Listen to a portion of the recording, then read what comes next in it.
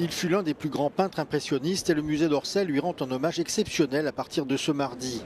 À travers deux expositions inédites, Renoir et l'amour et Renoir dessinateur, Paris célèbre le génie du trait et de la couleur.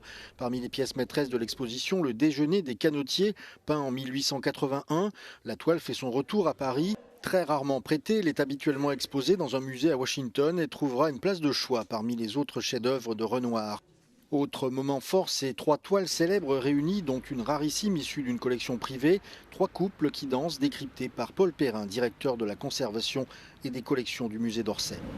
Alors ici, là, on est dans une des salles les plus importantes de l'exposition. C'est vraiment un des moments d'apogée de la carrière de Renoir, lorsqu'il peint ces trois couples dansants, des très grands formats. C'est la première fois dans l'histoire de l'art qu'un artiste représente ce sujet de cette manière. C'est des œuvres qui sont profondément pleines, d'amour en fait, en réalité, de tendresse, de désir, et où s'exprime pleinement l'idéal amoureux de Renoir.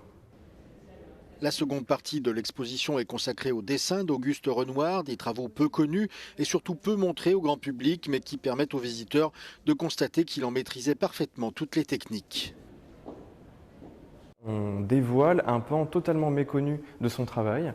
Renoir n'est pas qu'un peintre, de la couleur, du plein air, de la lumière, c'est aussi un grand dessinateur et il a dessiné en fait tout au long de sa carrière pendant presque 60 ans et c'est ce qu'on veut montrer avec cette exposition qui dévoile à la fois des dessins, des aquarelles, des pastels, des sanguines et qui montre vraiment toute l'étendue de son talent au-delà de la peinture. Un rendez-vous incontournable pour tous les amoureux de l'art au musée d'Orsay à Paris jusqu'au 19 juillet 2026.